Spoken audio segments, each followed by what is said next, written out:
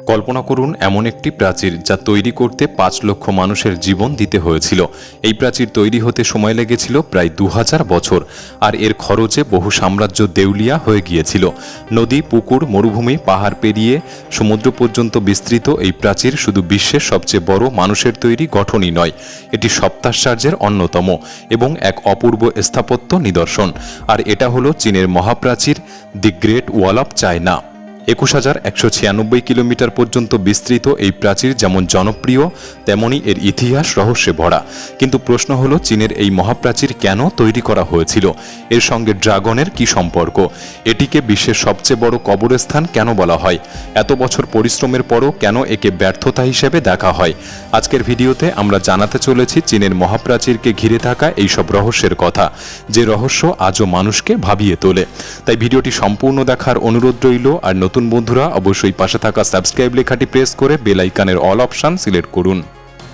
The great wall of China এটি বিশ্বের সবচেয়ে দীর্ঘ প্রাচীর, তবে এটি সোজা কোনো প্রাচীর নয়, বরং অনেকগুলো খণ্ড জোড়া দিয়ে তৈরি। আজও এই প্রাচীরের অনেক অংশ একে অপরের সমান্তরালে এবং বিভিন্ন দিকে বিস্তৃত। সব খণ্ড একত্র করে এই প্রাচীরের মোট দৈর্ঘ্য প্রায় ২১,১৯৬ কিলোমিটার। আপনি সহজেই বুঝতে পারবেন এটি কতটা দীর্ঘ যদি ভাবেন ভারতের কাশ্মীর থেকে কন্যাকুমারী পর্যন্ত ৩ বার এবং ঢাকা থেকে কক্সবাজার পর্যন্ত ২৬ বার যাওয়া আসা করলে এই প্রাচীরের দৈর্ঘ্যের সমান হবে। তবে আজকের দিনে এই প্রাচীরের বড় একটি অংশ নষ্ট হয়ে গিয়েছে। ১৯৮৫ সালে ইয়াহু হুইডং এবং তার ২ বন্ধু প্রথমবার এই প্রাচীরের এক প্রান্ত থেকে আরেক প্রান্ত পর্যন্ত যাত্রা সম্পূর্ণ করতে পেরেছিল। এই যাত্রায় তাদের প্রচুর কষ্ট সহ্য করতে হয় এবং তাদের সময় লেগেছিল ৫১০ দিন, অর্থাৎ ১৭ মাস। এই ৩ জনের পর আর কোনো মানুষ আজ পর্যন্ত এই প্রাচীর পুরোটা পেরোতে পারেনি। এই প্রাচীর চীনের উত্তর দিকে তৈরি এবং বরফে ঢাকা মরুভূমি থেকে শুরু করে ইয়েলো রিভার পর্যন্ত বিস্তৃত। এর পথে রয়েছে উঁচু পাহাড়, খাড়া পাথুরে অঞ্চল, শুষ্ক মরুভূমি, বরফাবৃত এলাকা, নদী, পুকুর ও সমুদ্র। প্রকৃতির নানা রকম দৃশ্যের মধ্যে দিয়ে এই প্রাচীর এমনভাবে এগিয়ে গেছে যে দূর থেকে দেখে মনে হয় যেন তা দুলছে। সম্ভবত এই কারণেই চীনের মানুষ একে বলে পাথরের ড্রাগন, যা বিদেশি আক্রমণ থেকে তাদের রক্ষা করে। চীনের বহু মানুষ বিশ্বাস করেন হাজার হাজার বছর আগে একটি ড্রাগন উড়ে এসে এই প্রাচীরের পথ চিহ্নিত করে দিয়েছিল এবং পরবর্তীতে কর্মকারেরা সেই ড্রাগনের চিহ্ন অনুসরণ করেই এই প্রাচীর তৈরি করে। আসলে চীনা বিশ্বাস অনুযায়ী ড্রাগন হচ্ছে শক্তি, প্রভা ও ঐশ্বরিক শক্তির প্রতীক, যা তাদের রক্ষা করে। যেমন জল জীবনদায়ী, প্রজ্ঞা ও কল্যাণের প্রতীক, ঠিক তেমনি ড্রাগনকেও তারা কিছু গুণের বাহক হিসাবে ধরে নেয়। চীনের মহাপ্রাচীরকে এই বিশ্বাসের সঙ্গে জুড়ে দেখা হয়। এই প্রাচীর শুধু শত্রুদের হাত থেকেই তাদেরকে রক্ষা করে না, বরং এটি ভালো শাসনের প্রতীকও। ড্রাগনের সঙ্গে চীনের মহাপ্রাচীরের সম্পর্ক নিয়ে অনেক কল্পকাহিনী প্রচলিত রয়েছে। তবে যদি কল্পকাহিনীর বাইরে গিয়ে ইতিহাসের দৃষ্টিভঙ্গি থেকে দেখি যে কিভাবে এই মহাপ্রাচীর নির্মাণ হয়েছিল, তাহলে আমাদের এই দৃশ্য দেখতে হলে ফিরে যেতে হবে ২০০০ বছর আগের চীনের ইতিহাসে, যে সময়টিতে চীনের শানডং প্রদেশে মানুষ কৃষিকাজ শুরু করেছিল। ইয়েলো নদীর জল ব্যবহার করে তারা তাদের জমিতে সেচ দিত। সেই সময় চীনের আশেপাশে মঙ্গোলিয়া, মাঞ্চুরিয়া ও শিনচিয়াংয়ের মতো কিছু সাম্রাজ্য ছিল, যাদের মধ্যে বিশেষ করে মঙ্গোলিয়ায় উর্বর জমির অভাব ছিল। মঙ্গোলিয়ায় হাজার হাজার কিলোমিটার দীর্ঘ মরুভূমি বিস্তৃত ছিল, ফলে সেই অঞ্চলের মানুষ গবাদি পশুপালনের উপর নির্ভর করত। অন্যদিকে চীনের শিনচিয়াং প্রদেশের মানুষ ছিল সুসংগঠিত, আর মঙ্গলদের মধ্যে ছড়িয়ে থাকা বিভিন্ন উপজাতি প্রায় শিনচিয়াং প্রদেশে হানা দিয়ে লুটপাট চালাত এবং ধনসম্পদ ছিনিয়ে নিয়ে যেত। এই সমস্যা থেকে রক্ষা পাওয়ার জন্য চীনের কিছু মানুষ তখন তাদের একজন রাজা নির্বাচন করে এবং সীমান্তকে নির্ধারণ করে দেয়, এবং সেই সীমান্ত ঘিরে উঁচু প্রাচীর তৈরি করার সিদ্ধান্ত নেওয়া হয়। সেই সময় সম্রাট কিনশি হুয়াং ২২৩ খ্রিস্টপূর্বে এই মহাপ্রাচীর নির্মাণের কাজ শুরু করেন। তবে এত দীর্ঘ প্রাচীর একক কোনো সাম্রাজ্যের পক্ষে তৈরি করা সম্ভব ছিল না, তাই পরবর্তীতে আরও অনেক সাম্রাজ্য এই প্রাচীর নির্মাণের অংশ নেয় এবং পুরো প্রাচীর তৈরি করতে সময় লাগে প্রায় ২০০০ বছর। এই দীর্ঘ সময়ে চীনের রাজারা তাদের সময়ের সবচেয়ে দক্ষ স্থপতি ও প্রকৌশলীদের এই কাজে নিযুক্ত করেছিলেন। ২০ লক্ষেরও বেশি শ্রমিক এই প্রাচীর নির্মাণে অংশগ্রহণ করেন। সাধারণ মানুষদের বিশাল সংখ্যায় নিয়োগ দেওয়া হতো। এমনকি বন্দীদের শাস্তি হিসাবে এই প্রাচীর তৈরির কাজে পাঠানো হতো। 4 বছর যাবৎ তারা এই প্রাচীর তৈরির কাজে নিয়োজিত থাকত। আজ আপনি যদি এই প্রাচীরের দিকে তাকান তাহলে দেখবেন এর কিছু অংশ শুকনো মরুভূমি, আবার কিছু অংশ উঁচু ও পাথুরে পাহাড়, যেখানে ওঠা প্রায় অসম্ভব। এই পাহাড়গুলির চারপাশে ঘন জঙ্গল ছড়িয়ে আছে। এমন কঠিন পরিবেশে মহাপ্রাচীরের নির্মাণের সময় শ্রমিকদের প্রচণ্ড কষ্ট সহ্য করতে হয়েছিল।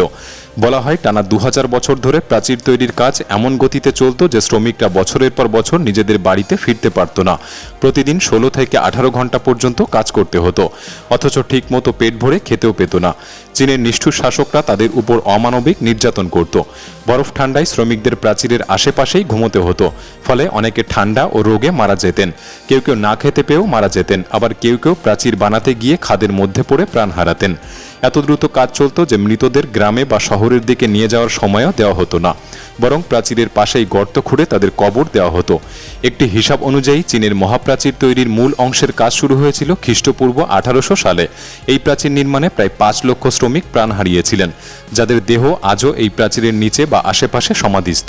এই কারণেই চীনের মহাপ্রাচীরকে বিশ্বের সবচেয়ে বড় কবরস্থান বলা হয়, এবং চীনের অনেক মানুষ একে অভিশপ্ত দেওয়াল বলেও মনে করে। অভিশপ্ত বলার আরও একটি কারণ ছিল যে এই প্রাচীর তৈরি করতে গিয়ে বহু চীনা সম্রাট ও তাদের সাম্রাজ্য দেউলিয়া হয়ে গিয়েছে। যাই হোক, তাহলে এখন প্রশ্ন আসে, সেই সময় যখন সিমেন্টই আবিষ্কার হয়নি, হাজার হাজার বছর আগে কিভাবে এত শক্তপোক্ত একটি প্রাচীর তৈরি করা সম্ভব হয়েছিল? আসলে চীনের মহাপ্রাচীর তৈরি করতে ইটের ব্যবহার করা হয়, যে ইট মাটি দিয়ে তৈরি করা হতো এবং ঘন্টার পর ঘন্টা চুল্লিতে পুড়িয়ে শক্ত করা হতো। তবে এই ইটগুলির আকার ছিল আজকের ইটের তুলনায় প্রায় 4 গুণ বড়। প্রাচীর তৈরির আগে এর ভিত্তি বা বেসমেন্টে বসানো হতো গ্রানাইট পাথর, আর অন্য পাশে দেওয়া হতো বিশেষ চীনামাটি, যাতে বহিরাগত শত্রু সহজে দেয়াল বেয়ে উপরে উঠতে না পারে। ইটগুলি জোড়া লাগাতে ব্যবহার করা হতো চুন ও চালের গুঁড়ো মিশ্রিত জল। পুরো মহাপ্রাচীর নির্মাণে প্রায় 50,000 কোটি ইট ব্যবহার করা হয়েছিল। এর থেকে আন্দাজ করা যায় কত কোটি টন চুন ও চালের গুঁড়ো এখানে ব্যবহার করা হয়েছিল। চীনের মহাপ্রাচীর এমনভাবে ডিজাইন করা হয়েছিল যে এর গড় উচ্চতা ছিল 23 ফুট এবং প্রস্থ ছিল 21 ফুট। কোথাও কোথাও প্রাচীরের উচ্চতা 9 ফুট, আবার কোথাও 35 ফুট পর্যন্ত।